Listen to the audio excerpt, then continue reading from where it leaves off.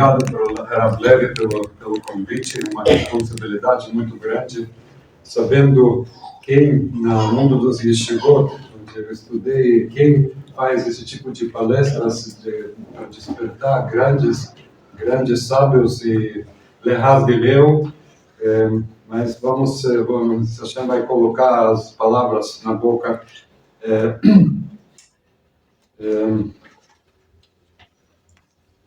Então, como o Rav falou, nós também, Ashkenazim, começamos Slichot junto com nossos irmãos Sfaradim. Para os Ashkenazim, este ano, 8 dias. 8 dias para nós já é demais fazer Slichot. Nós nem comemos arroz? A gente não come arroz? Não come arroz, por isso são 8 dias, mas 8 dias é muito. E como já famoso aquele, como alguém já viu, nosso jeito de fazer Slichot é diferente. Nossos Slichot, e os paradigmas,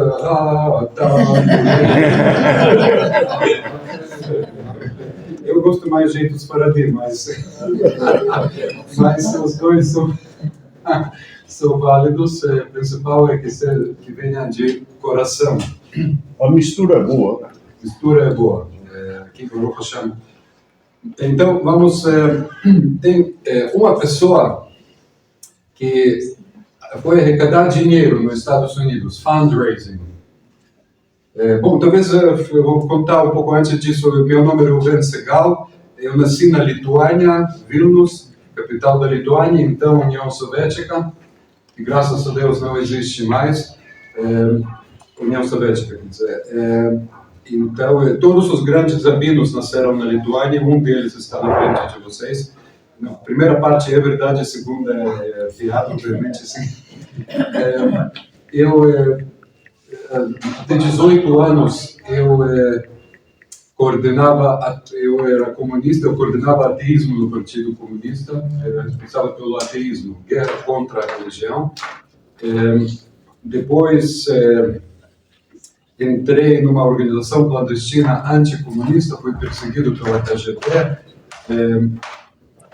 Eu não vou entrar, isso não é a palestra sobre minha história, só para depois, importando muito, um dia, se vocês querem ouvir mais, eu posso contar, mas não hoje. Depois que eu fiz a Aliyah, foi em 85, com família, estudei lá na faculdade, Yeshiva, fiz exército lá, sou formado em psicologia, estudei muitos anos na Yeshiva, e de um ateísta militante virei rabino, acontece às vezes. Então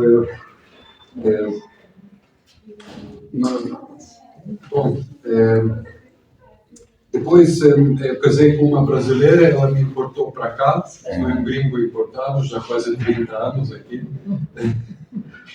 Falo 9 idiomas. Mais difícil entre eles era português para aprender. Não é fácil, mas eu gosto muito daqui, como eu já falei.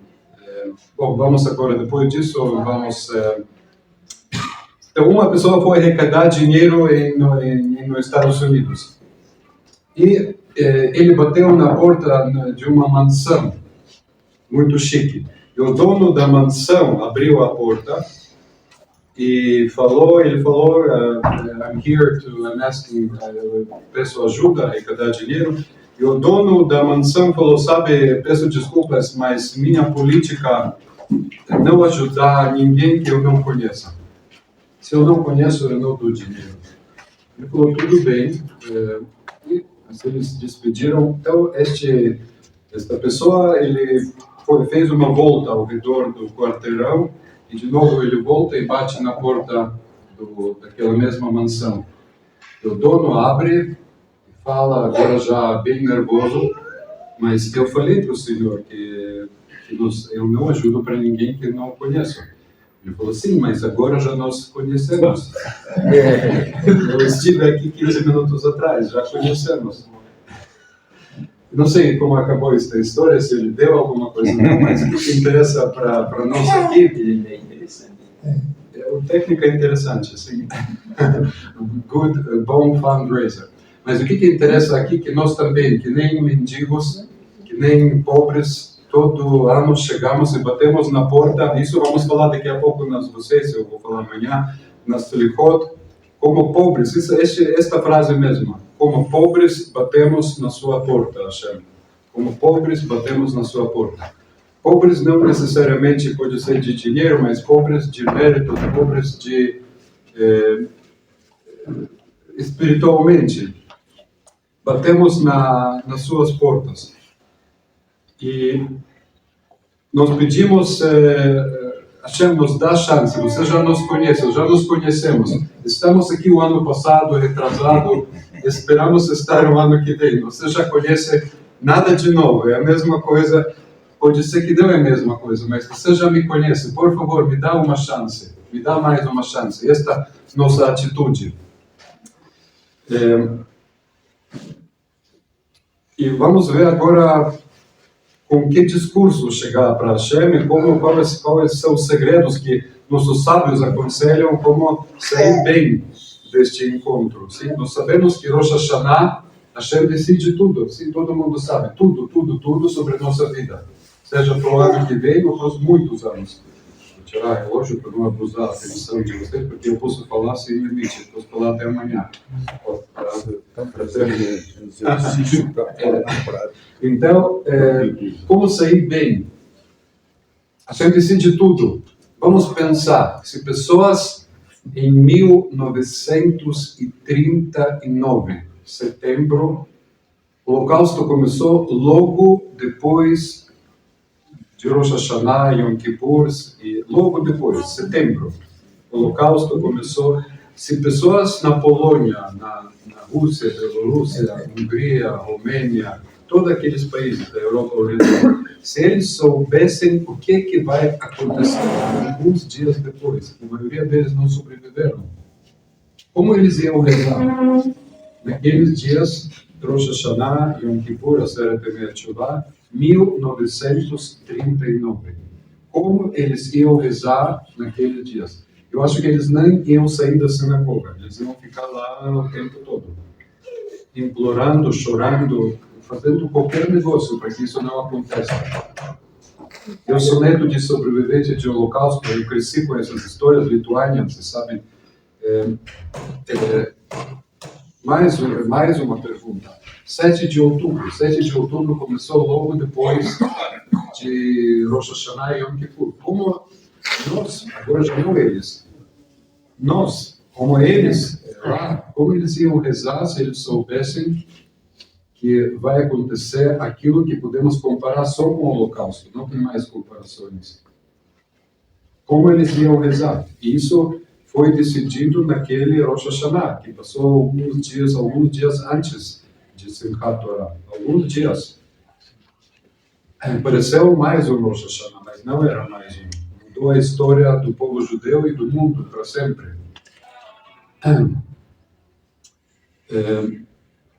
Perguntas? Sim, vamos ver. Então, nós estamos aqui, nos dias mais decisivos. O que é mais importante em Rosh Hashanah?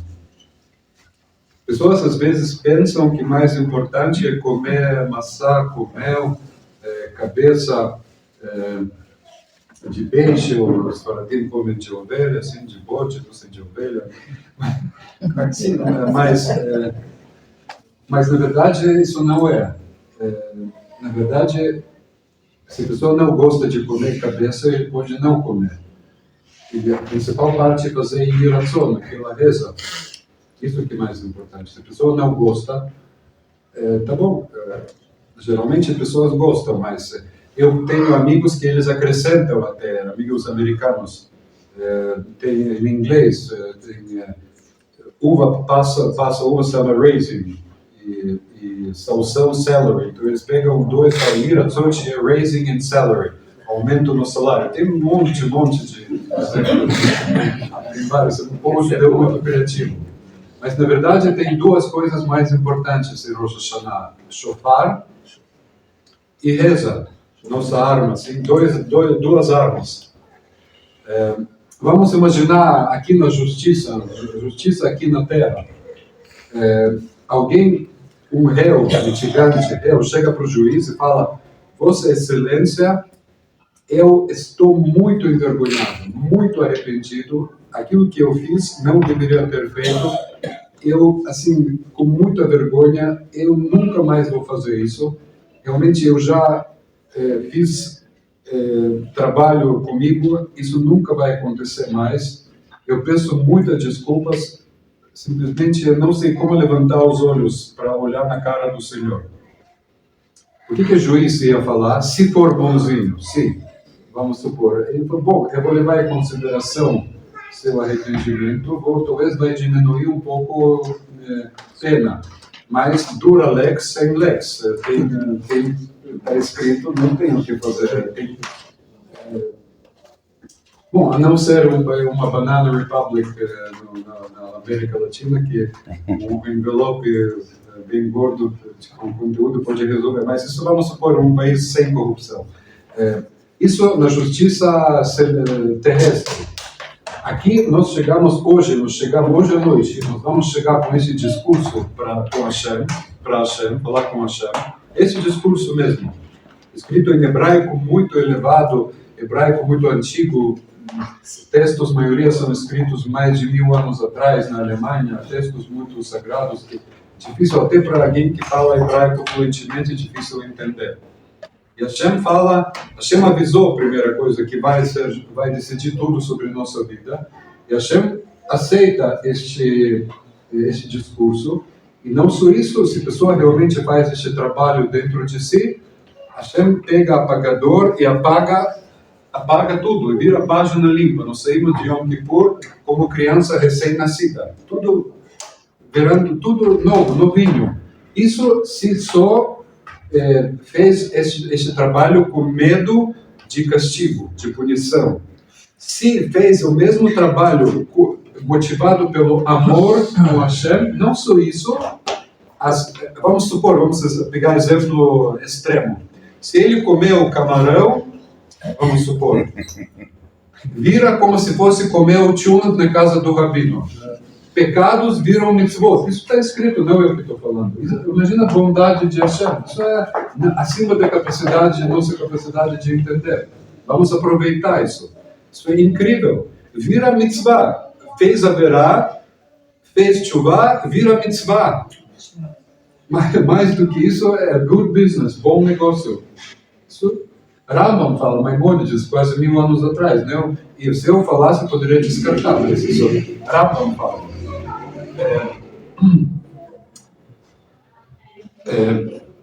Agora, uma coisa muito importante na natureza humana,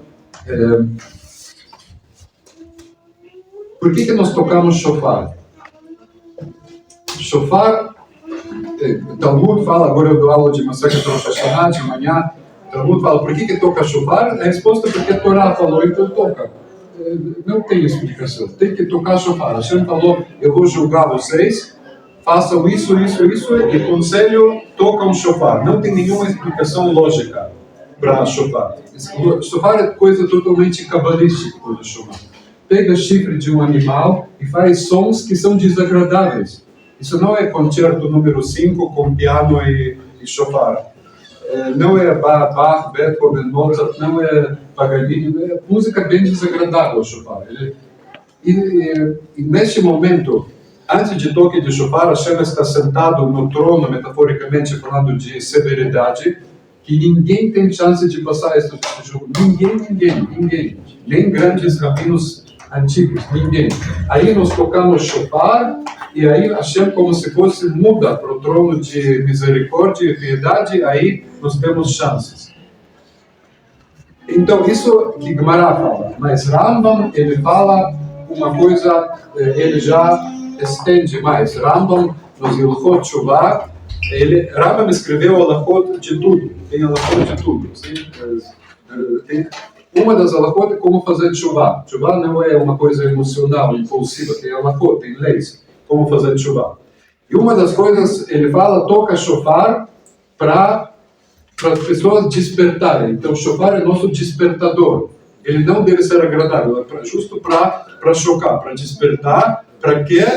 para as pessoas mudarem de caminho, abandonar o caminho. Ele não fala abandonar pecados, ele fala...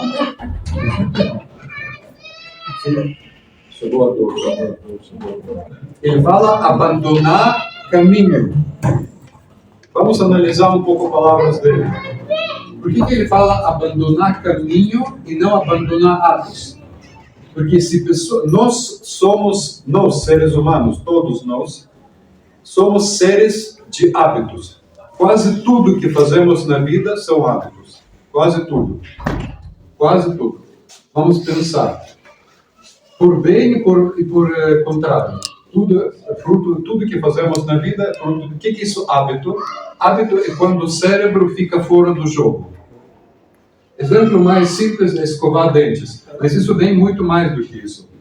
Quando nós escovamos dentes, nós não recrutamos nosso cérebro. Não pensamos, agora eu vou colocar neste ângulo, agora neste ângulo, agora eu vou apertar, agora eu vou... Não, isso pensa na outra. Ou quando dirige carro. No começo, quando tira carteira, pensa, não, isso é missão impossível fazer isso. Não, isso não dá.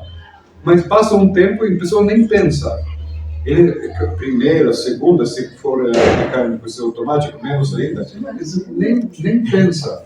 Às vezes as pessoas chegam no trabalho e nem percebem como ele chegou. Eu já estou aqui, quando isso aconteceu? Porque isso é hábito. Infelizmente, a pessoa pode colocar tefilim e também não lembrar, é hábito. Tudo é hábito. Então, muitas coisas também, averot, pecado, eu não gosto dessa palavra, mas não tem como traduzir. Ele também a pessoa faz por hábito. E se não vai abandonar, como o Rambam fala, o que levou para fazer isso? A base ideológica, o caminho, como ele chama isso, com certeza vai voltar a fazer. Mesmo se alguns dias vai abandonar atos, vai voltar a fazer. Vai ter, como chama, a gente fala como professor, no mundo profissional, recaída. Eu atendo dependência química, vai ser recaída, com certeza. Porque é hábito. Vai voltar para aquilo que está acostumado.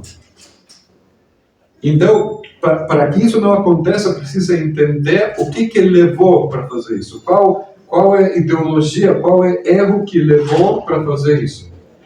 E erro principal nós vamos escutar na Torá da semana que vem.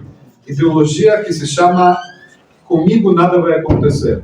Shalom ele. Isso nada. Aquelas coisas que nós lemos nas notícias, Holocausto, 9/11, 7 de outubro, não precisa muito. As pessoas me perguntam se eu tenho medo de filmes de terror. Eu falo, não, eu tenho medo de Estadão, de abrir noticiário. Filme de terror é ketchup. É feito de computador, é nada, isso é bobagem, eu adormeço no filme de terror. Isso é coisa primitiva. Tem coisas, ela sempre mesmo padrão, ela sai de uma festa, ela anda tem que ser parque noite, no meio da noite, escuridão, e de repente no meio da lá, abre túmulo e sai ele, ela, oh my God, e ela corre, ela toda forte, jovem, ela pode só com a bolsinha dela matar aquele monstro, e ela cai, ela tem que tropeçar, ela com certeza tropeça, e ela, isso, por favor, isso é coisa de criancinhas, isso é, ou ela corta a salada na casa dela, a luz apaga, e lá um monstro com serrote lá corta o marido dela, ela desce e fala, are you okay? Yes, I'm okay. Ele está cortando. Escuta, isso é coisa tão primitiva, você acha que eu tenho medo de noticiário, lá é sangue de verdade. Olha o que está acontecendo, o mundo está em turbulência. Estou vendo tudo isso, a pessoa pode pensar, tudo isso vai acontecer com outros. Eu tenho um contrato assinado com Deus, eu vou viver para sempre. Isso é a natureza do ser humano, não que tem um grupo malvado que faz, isso é a natureza do ser humano. Comigo, isso está escrito explicitamente, comigo nada vai acontecer. Shalom ele. Aquelas coisas de notícias, isso lá longe, isso é com outros. Eu espero que ele tenha razão, mas infelizmente a gente vê... Vamos lembrar o que aconteceu durante o ano passado. Não precisa, não é só no Oriente Médio. aqui, vamos lembrar. Infelizmente, tudo isso foi decidido no Rosh Hashanah passado. Tudo pode mudar em um instante. Nós chegamos em Rosh Hashanah zerados, por bem e contrário. Vou explicar. Como assim zerados?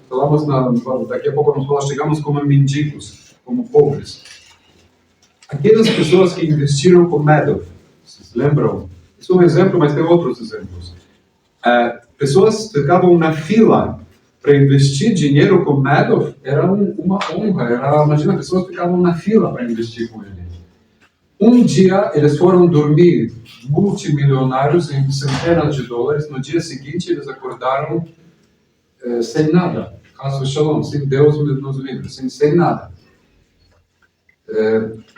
Eu não sei, o Warren Buffett falou que depois de 200 milhões, já tanto faz quanto a pessoa tem, porque ele já comprou tudo. Eu acredito nas palavras dele, nunca passei pela essa experiência, mas eu acredito nas palavras dele. Se ele falou, está falado, mas as pessoas investiram muito dinheiro e acordaram no dia seguinte. Isso de um lado, que tudo pode, isso nada... E, sabe, no Talmud tem uma regra, Amotzi Michavero Alav Areaya. Quer dizer, vamos supor, eu tenho este relógio. Se alguém quer tirar de mim este relógio, eu sou Mugzak, esse é meu, eu sou dono dele. Se alguém quer tirar ele de mim, ele que tem que trazer provas que é dele. Não, porque eu já tenho prova, porque já é meu, já é prova.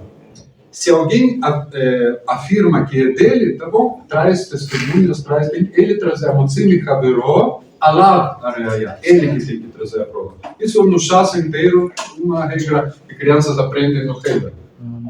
Só que pessoas pensam pela natureza que esta regra aplica-se com Deus também. Tudo é meu, tudo que eu tenho já é meu para sempre, eu só quero mais.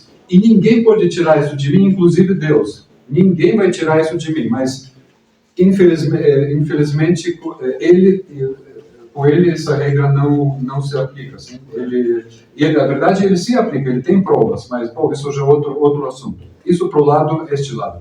Mas também por lado positivo, chegamos zerados em Rosh Hashanah. Quer dizer que tudo pode acontecer.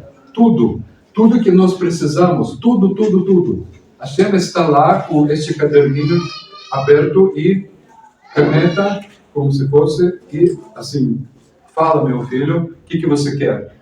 Rosh Hashanah, me fala, o que você quer? Eu anoto rapidinho, me fala. Dinheiro, parnassá, esposa, marido, crianças, saúde, tudo, no momento já. Hashem, tudo que precisa, não tem limites, não tem impossível na Rosh Hashanah. Tudo está aberto, pode fazer tudo pode acontecer. E por isso que mostra como é importante rezar em Rosh Hashanah, como é importante escolher lugar. É responsável pela minha divulgação. As pessoas me falam, eu te vi, onde você me viu? Rav Gloiber, eu falei, meu Deus, é perigoso, isso não sabia. Então, eu ia escolher cada palavra que ia went viral, que fala. Bom, Rosh Hashanah, tudo pode acontecer, tudo. E por isso que como é importante escolher lugar onde reza sério. Não aquela sinagoga que fala, se você quer rezar, reza, mas não atrapalha para aqueles que querem conversar. Não é aquilo. Lugar sério tem que escolher, lugar onde a pessoa, porque isso é investimento em nós mesmos, não é em ninguém mais. Isso é ato, no bom sentido, puramente egoísta. Eu estou investindo em mim, não em ninguém mais. Eu, meus filhos, tudo, ninguém mais. Autoinvestimento. E muito importante se concentrar em cada palavra. Rezar com concentração. Não, o vizinho pode fazer barulho. Yetzirah, ele tenta assim, pode ser calor, frio, barulho, tem um monte de coisas. Ignorar tudo, se concentrar totalmente como a pessoa, se ele soubesse que uma pessoa juiz vai decidir tudo sobre a vida dele, ele ia ficar preocupado com barulho. Se o juiz tem poder de decidir caso chama ter pena de morte ou dinheiro, ou vai ficar multimilionário, ou ao contrário, ele ia ficar preocupado com barulho? Nós, não ele. Com certeza ia esquecer de qualquer fator, que ele é totalmente focado tudo naquilo, e não é... Sim. Tem uma história que aconteceu de verdade, como crianças falam, de verdade, sim, história de verdade. Em Jerusalém vivia um grande sábio, Rabbi Yosef Chaim Sonnenfeld. Ele era antes ainda do Estado de Israel, tem fotos dele, como aparência dele muito impressionante. Ele era rabino de todos os judeus de Eretz Israel, de muitos fora, era um grande sábio, um grande tzadik. Fez muitos... Na época dele, vivia na comunidade dele um judeu simples, se existe judeu simples, um judeu que ele trabalhava com pedras. Ele quebrava pedras grandes para os pedreiros. E um dia, caiu nas pernas dele pedras grandes e machucaram muito as pernas dele. E os médicos lá falaram que a única solução é ir para Viena, Áustria. Lá tem médicos muito bons, tem que fazer cirurgia e lá que eles vão resolver. Ele é uma pessoa sem, vamos chamar isso, sem poder aquisitivo, vamos chamar isso assim, e começaram a arrecadar dinheiro para ele. Só que arrecadaram dinheiro só para viagem.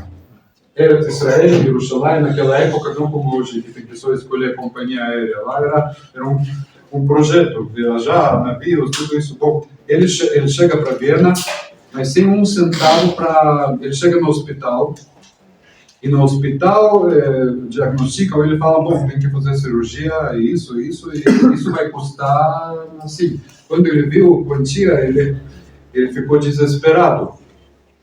Ele saiu na rua muito triste, e estava sentado muito cabisbaixo. De repente aproximou a ele uma pessoa e perguntou o que aconteceu. Ele falou para ele que assim. Essa pessoa pegou uma folha, escreveu algumas linhas, dobrou e falou, vai no hospital, dá esta folha para eles e tudo vai dar certo. Ele chega no hospital com esta folha, deu esta folha, o médico leu, levantou, começou a correr, chamou todos os médicos, enfermeiras, logo internaram ele, trataram ele, resolveram tudo. Antes de dar alta para ele, ele perguntou, uma curiosidade, o que aconteceu? Eu não sei, este papelzinho que eu dei mudou tudo, o que aconteceu? Mas você não sabe de quem escreveu este papel? Ele falou, não, uma pessoa que encontrei isso, o nosso imperador Franz Josef.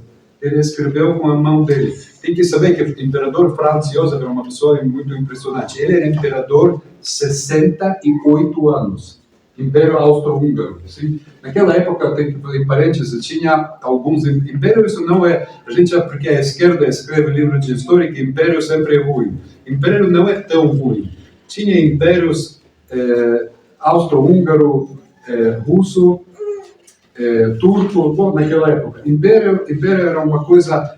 Stefan Zweig escreve no livro dele que criança era auge da estabilidade. Criança nascia e ele recebia conta bancária, e conta bancária crescia conforme ele crescia.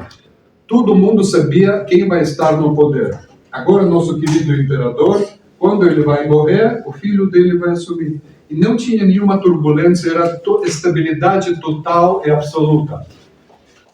E Franz Josef, toda a escola famosa, física, química, psicanálise, matemática da Áustria-Hungria, era na época dele. Então, ele escreveu esta carta e resolveu Quando esse judeu voltou para Jerusalém, ele contou tudo na comunidade, tudo o que aconteceu, e isso chegou aos ouvidos do Rav Chaim Yosef Sonnenfeld. E ele conversou com esse judeu, e ele percebeu que ele estava triste contando isso. Ele falou, por que aconteceu coisa tão maravilhosa com você? Salvaram os seus pés, por que você é tão triste? Ele falou, sou tão triste.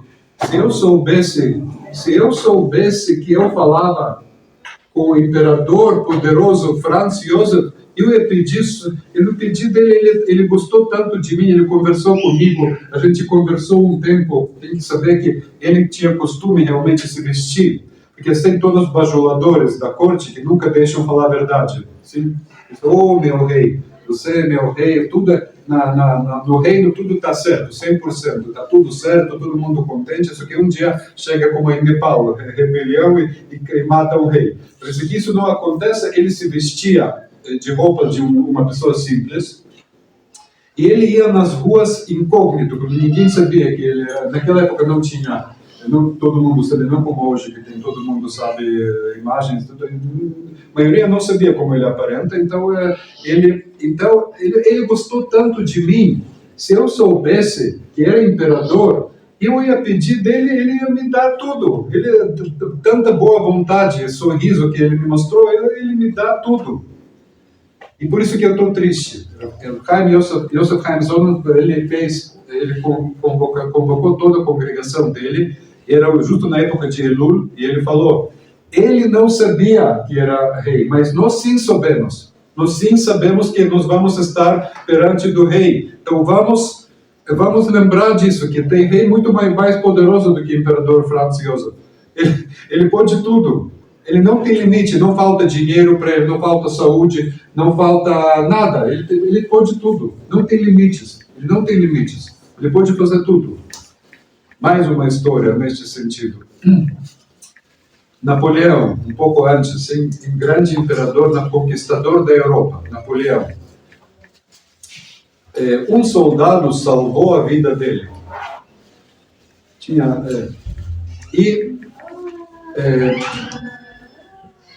Ele queria agradecer a esse soldado e ele chamou o general, um dos generais dele, e falou, eu quero, me mostra esse soldado, eu quero falar obrigado para ele.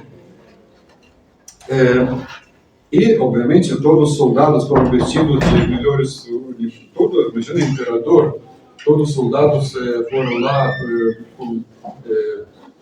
como no exército, assim, todo mundo... eu não sei se está... Perfilado, obrigado. Pode ver o português, perfilado, todo mundo está lá, e o imperador junto com o general e todo o estado, todos os generais lá passam na frente, todos os soldados olham, assim, quando ele passa, assim, até ele some no horizonte, até que chegaram para esse soldado, que salvou a vida dele, e o general fala, Vossa Majestade, Vossa Excelência, não sei como ele chamou ele, foi ele que salvou a vida da Vossa Majestade. E Napoleão olha para ele e fala, obrigado, qual é o seu nome? Ele falou, nome, gaguejando, assim, imagina, imperador fala, hoje, bom, daqui a pouco vamos falar sobre... imperador fala com ele, o próprio imperador Napoleão, grande, que toda a Europa temia dele, conquistador da Europa, fala, de onde você é? Ele fala, a cidade, o que você precisa? E ele, gaguejando, aponta nos sapatos que estavam furados, ele fala, sapatos novos. Napoleão fala para o assistente dele, não, dá para ele sapatos, e continua andando e acabou, esqueceu dele. Nossos sábios, Balei Mussar, falam tolo, burro, em inglês fala árabe, assim. Majnun, sim, Majnun, sim, em árabe, assim. Ya Majnun, tolo. Você estava na frente do imperador. Você poderia pedir, eu quero ficar no palácio do Senhor.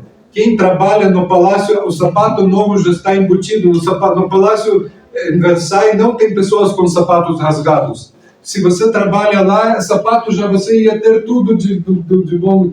Pensa grande. Think big. Você está na frente do Melech Malchei, do imperador. Você fala sobre sapatos. Sapatos que você precisa.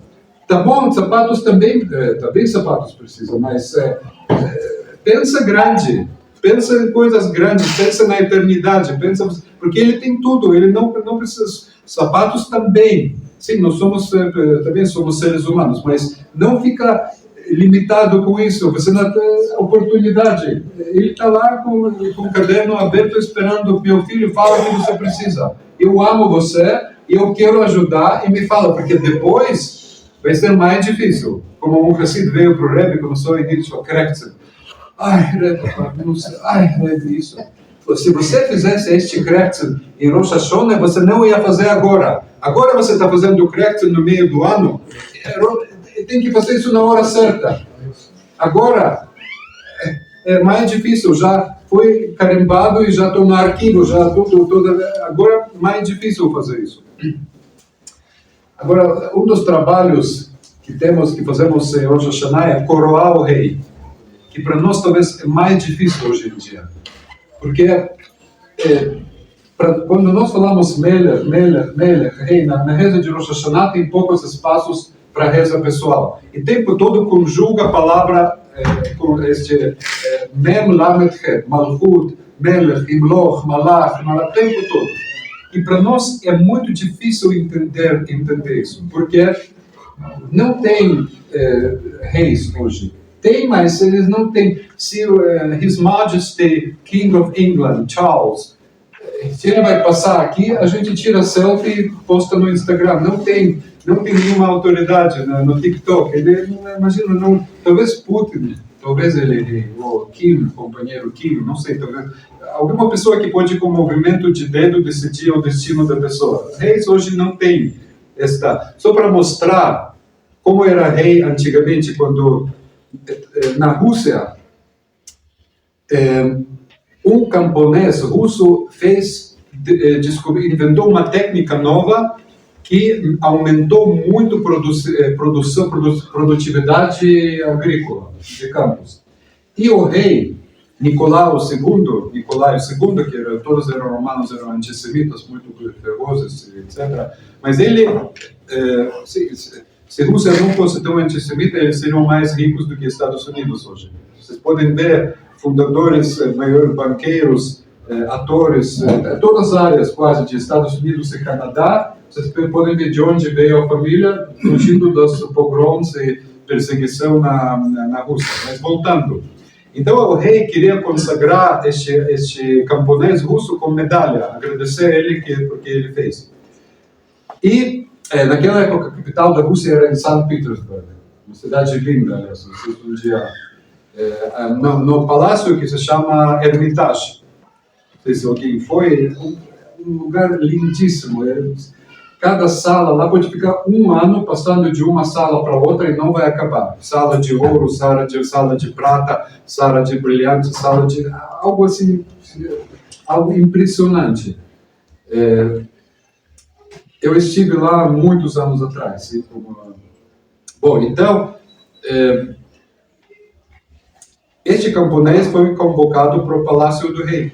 Ele está lá esperando o imperador Nicolai II entrar. E abre-se a porta, aqueles portões enormes de ouro, até não sei quantos, 3 metros de altura, e entra com toda a sua majestade, entra o rei nunca vem sozinho, sempre corte vem junto com ele. Este camponês, ele só viu este rei, sem falar com ele, ele ficou surdo por resto da vida, surdo, só ele ficou tão pasmo, tão assustado, tão impressionado que ele não conseguiu mais falar por resto da vida dele. E para nós este conceito hoje se perdeu, a gente não tem, de novo, a gente tira selfie com ele e posta no Instagram, não tem este conceito de majestade.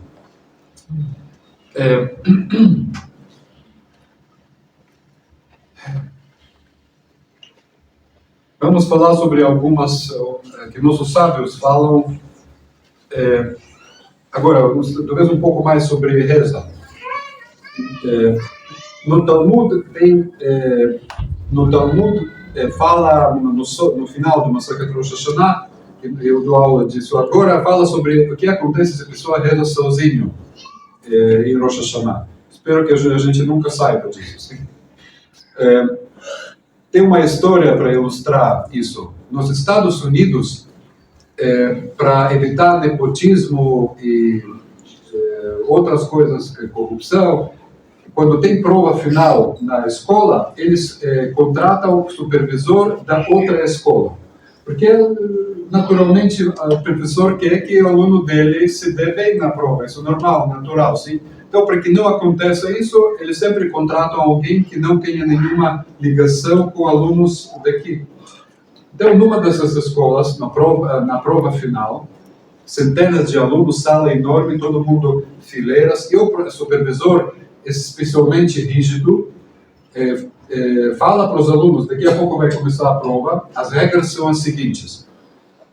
Obviamente não pode colar, não pode fazer isso, não pode conversar, não pode isso. E quando tocar a campainha, sinal, todo mundo, neste instante, sem demora, tem que fechar, independentemente onde você está na prova, fechar e entregar na minha mesa aqui. Quem não vai entregar, ótimo, pode levar a prova para casa, eu não preciso dela. Pode, não, tá bom, ótimo, todo mundo entendeu, todo mundo trabalha na prova, tocou campainha e todo mundo obedeceu e entregou na mesa do professor, prova, se formou uma pilha. No final, chama na galera, na última mesa, um aluno sentado e trabalhando duro, como se fosse nada aconteceu, ele está lá escrevendo.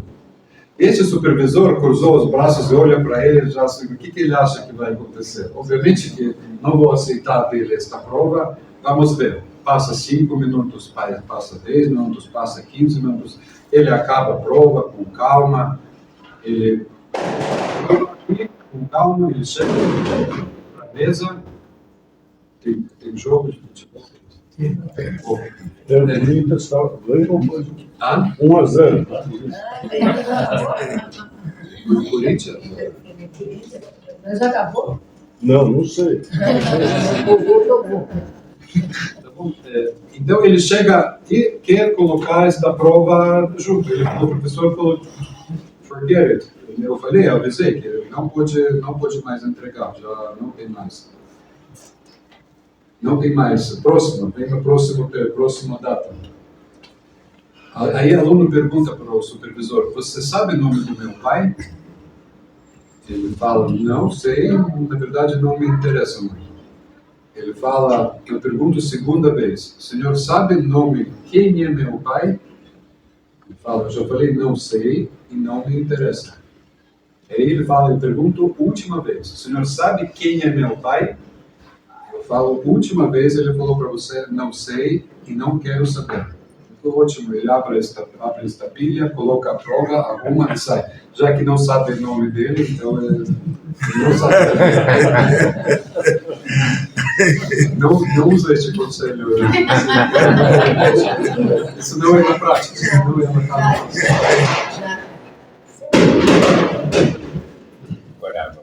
Por que eu conto esta história? Porque em Rosh Hashanah, melhor chegarmos dentro da pilha. Que Hashem não olhe nossa ficha, separadamente. Não vale a pena. Melhor não. Melhor estar junto, todo mundo junto, e não que Hashem abre cada um nossa ficha. Obrigado, muito obrigado. Muito obrigado.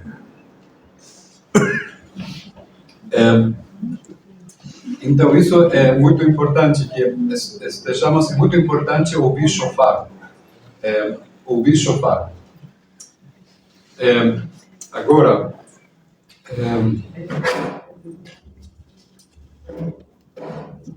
tenho quanto tempo, Rav? Leve quanto tempo eu tenho mais?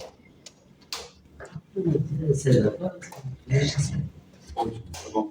Não, só para você que manda. Eu posso falar de novo, eu posso falar... tem coisas que já falamos que precisamos mudar.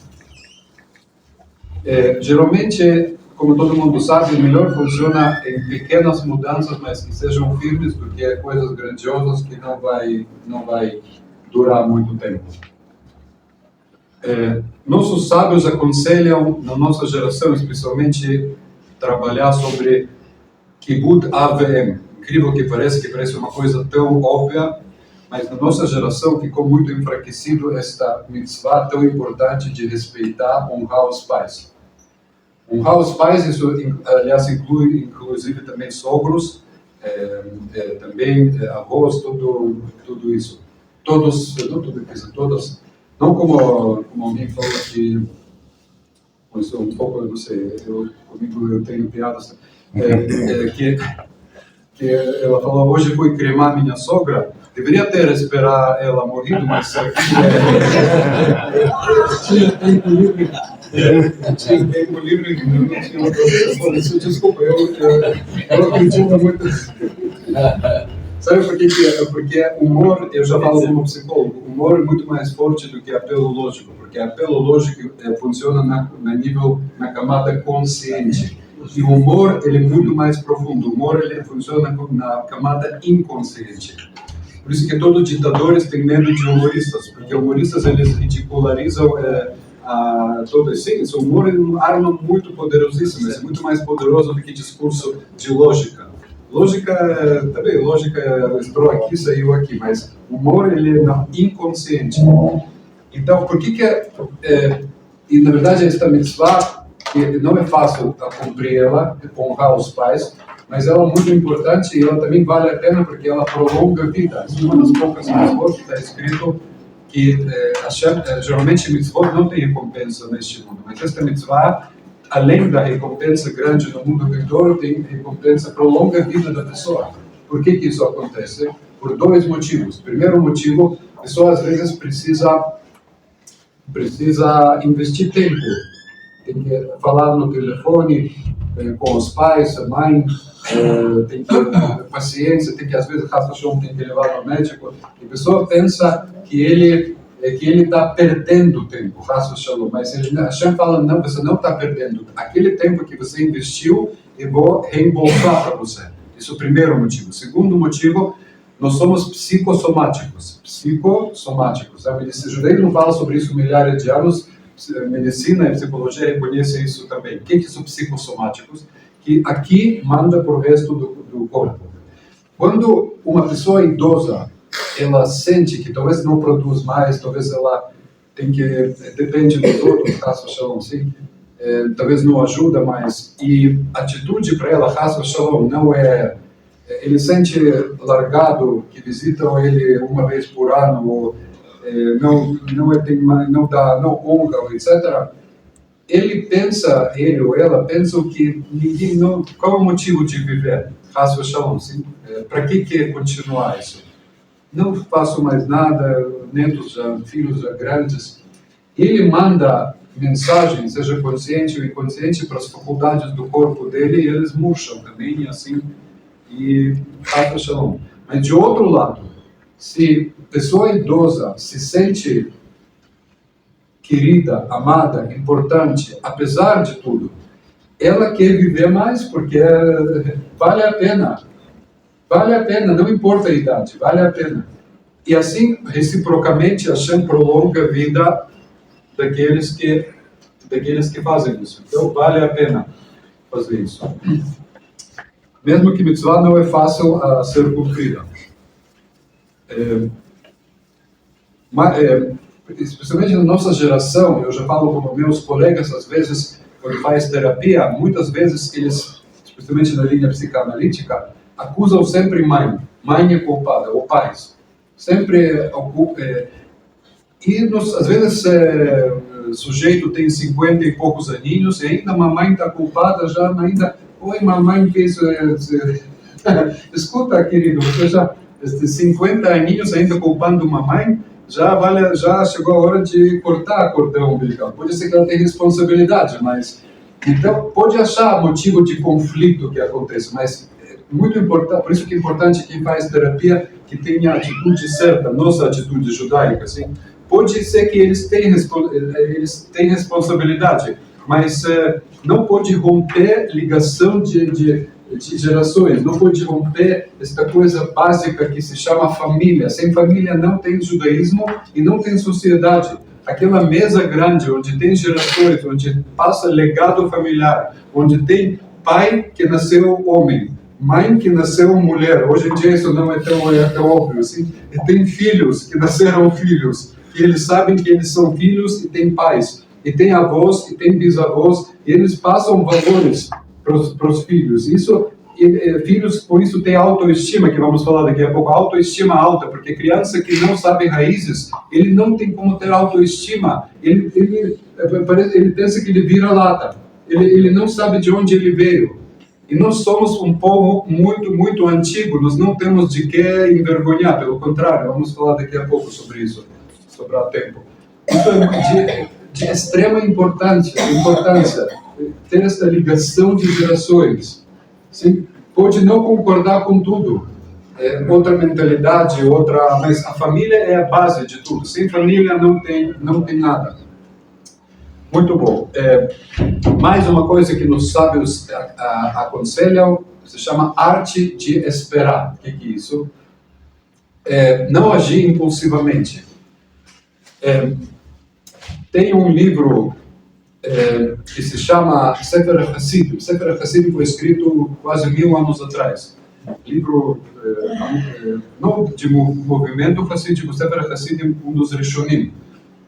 Ele escreve lá que, não vou entrar nisso aqui, Yaakov Avinu, mas só para encurtar, ele escreve lá que a pessoa não deve ir dormir, agir impulsivamente, ele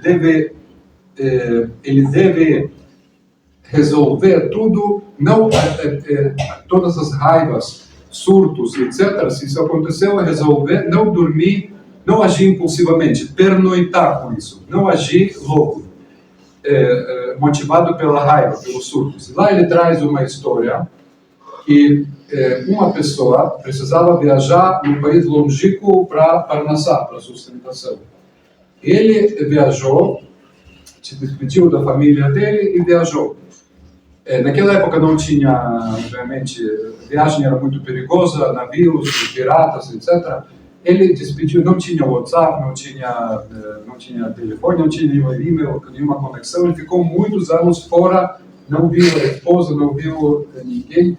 Ele volta. Quando ele volta, ele entra na casa dele. Ele não sabia que a esposa dele estava grávida quando ele viajou. Não sabia. Não tinha ultrassom. Bom, então ele viajou. E quando ele volta, ele entra na casa dele e ele escuta a esposa dele falando com um homem. Não sei, falando com um homem. Obviamente, qual era o primeiro pensamento dele? Vamos chamar essa linguagem científica, infidelidade conjugal. Sim. E ele tinha, naquela época, a espada, ele desembanhou a espada dele e, furioso, queria entrar no quarto da esposa para exercer a justiça. Só que naquele último momento ele lembrou aquilo que estava escrito neste livro e ele, com raiva, colocou de volta, embanhou, de volta, ele, como? Colocou na bainha. Na bainha, obrigado. Isso realmente palavras antigas. A espada e saiu da casa furioso e foi dormir lá fora.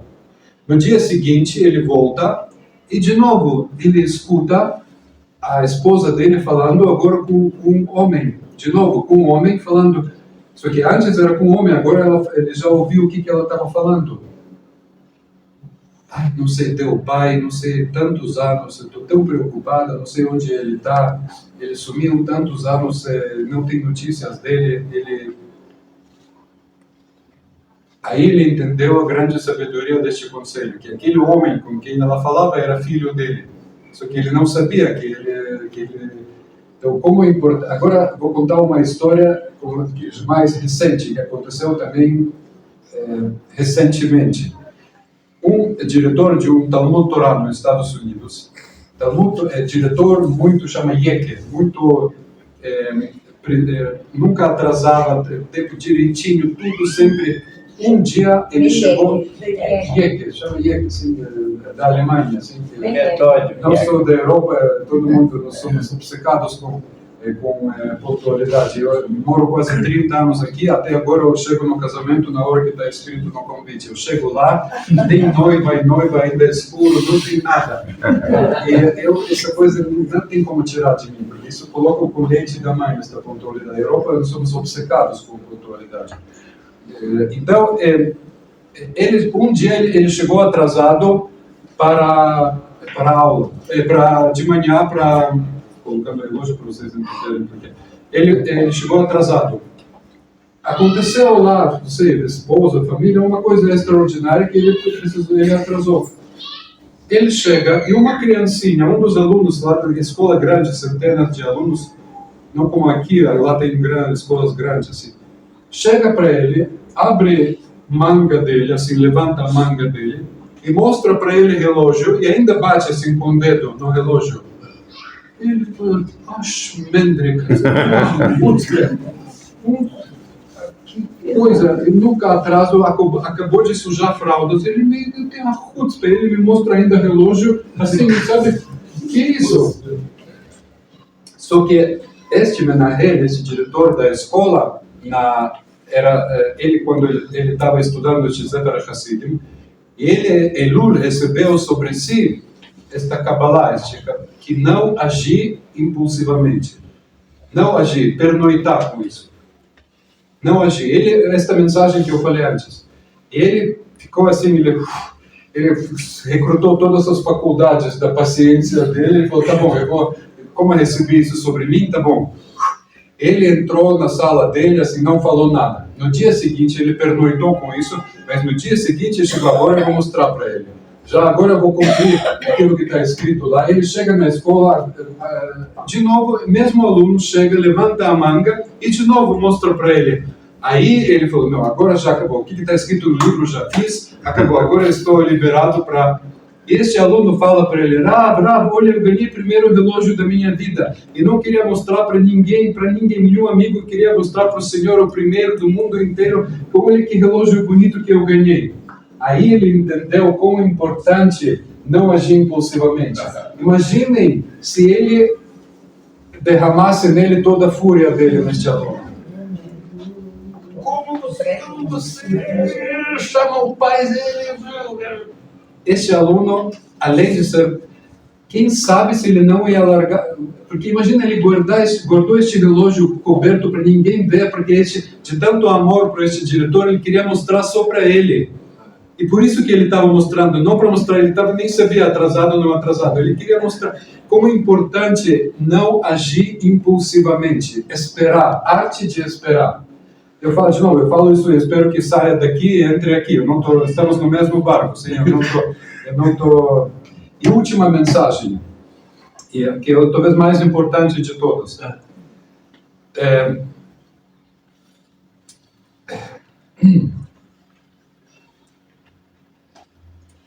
Hoje notícias acontecem, uma das notícias que todo mundo sabe, guerra entre Rússia e Ucrânia. Eu acho que esta guerra não vai acabar. Bom, eu conhecendo os atores de dois lados, bem conhecendo a mentalidade deles, não vai acabar. Não vai durar muito tempo.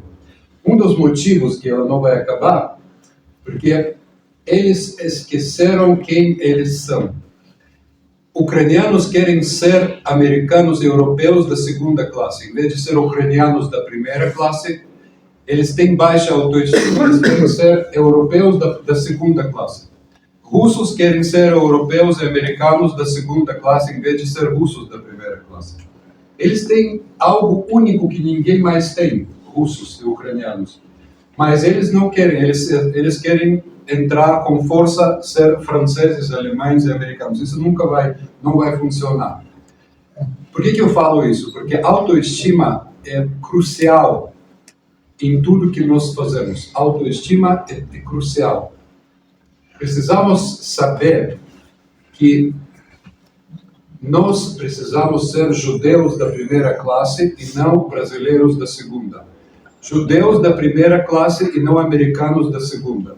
Judeus da primeira classe e não sei qual cultura que a gente tenta imitar da segunda classe, porque nunca vai funcionar. Nunca vai funcionar. Nós não temos não só de que se envergonhar, nós temos todos os motivos do mundo ter maior autoestima que tem.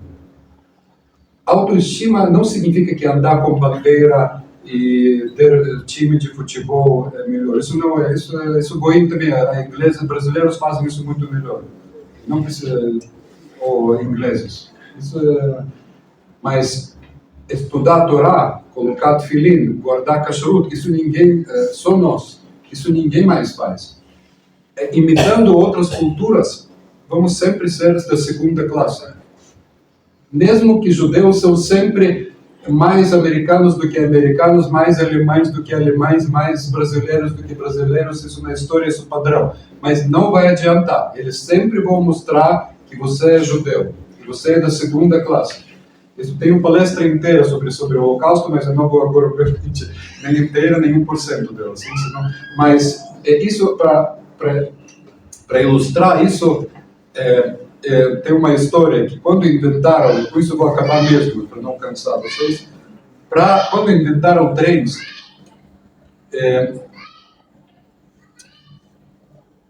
trens era uma revolução, assim, ninguém entendia como isso funciona, etc. E um judeu simples, não, se existe essa coisa, ele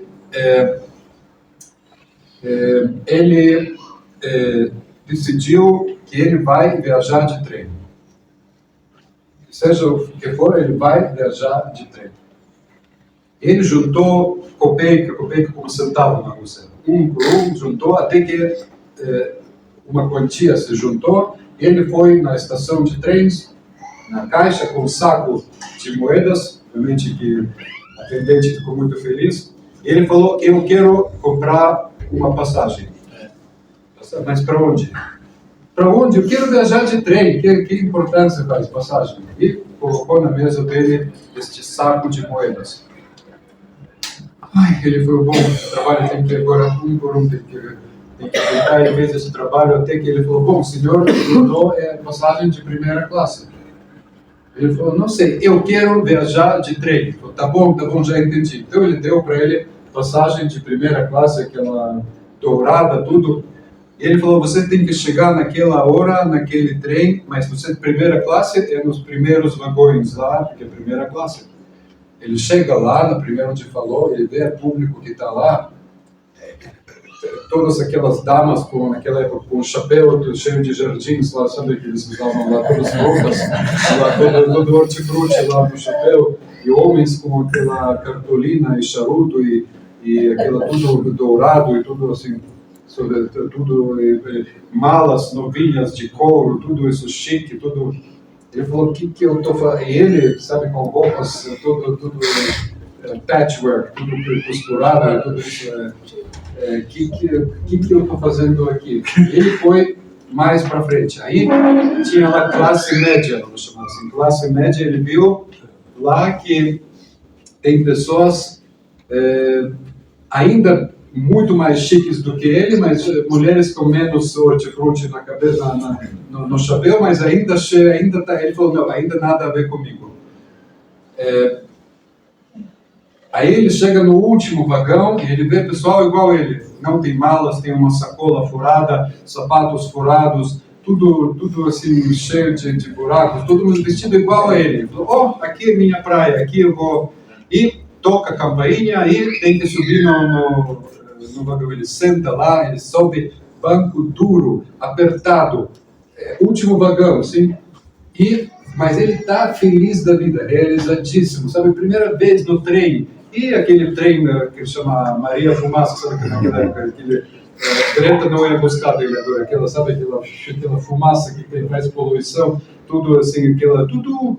Eu viajava muito de trem, não é muito para as crianças, sabe, no segundo. Bom, enfim, na Europa tem vistas muito bonitas, lá campos, florestas. Bom, e ele viaja, ele olha pela janela, ele está realizado, está nem aí que é apertado, que tudo isso, de repente ele percebe que todo mundo ficou preocupado e todo mundo está escondendo coisas, todo mundo cochichando. O que aconteceu? Como assim? Está vendo o controlador de passagens? Ele está lá entrando, ele vai verificar tudo. E agora, não sei o que vai ser, eu tenho aqui mercadoria ilegal, eu estou sem passagem. O que eu vou fazer? Um pulou embaixo do banco, outro escondeu, outro jogou pela janela, cada um, movimentação lá começou. E ele também, na onda, ele também se pulou embaixo de um banco. Ele está lá tremendo, acabou com toda a alegria dele, ele está lá embaixo do banco tremendo. E até que esse controlador chega, aquele bravo com bigodes, assim, barrigudo, assim, chega com o uniforme. Cadê sua passagem? E ele, com mão tremenda, suando, estende para ele, dá para ele esta passagem. Ele olha e fala, mas o senhor tem passagem da primeira classe. O que você está fazendo aqui com isso, com esse tipo de, com essas pessoas aqui? O senhor tem primeira classe, o que está fazendo com esta gente? Vamos, eu vou acompanhar o senhor. Ele pega ele, para o trem e leva ele para a primeira classe. Eles entram lá, restaurante, orquestra, violinos, lustres, perfume francês, música clássica, garçons correndo de lá para cá, levando comida e todo mundo lá, alta sociedade, fumaças, tudo. Falou, o senhor pertence aqui, olha este sofá de couro, senta aqui. Você tem passagem de primeira classe, o que você estava lá fazendo lá com esta história? Nós estamos aqui neste mundo, nós temos passagem de primeira classe. Nós somos Amnifar, povo escolhido. Nós não somos sujeitos com CPF e RG. Nós somos cidadãos da primeira classe, no sentido espiritual. Não estou falando isso, não é contra alguém. Sim? Nós temos passagem de primeira classe. Nós não precisamos imitar ninguém. Nós precisamos voltar para nós, aquilo que nós mesmos, nós de verdade. E Rosh Hashanah, que uma das oportunidades para fazer isso, desejo para todos vocês Shana Tová, Metukar, Tivá Vechatimá Tová, só boas notícias, ótima saúde para passar, tudo que vocês desejam, que a Hashem atenda todas as nossas rezas, Rosh Hashanah, Aseret Yom Teshuvah, Yom Kippur. Muito obrigado. Amém.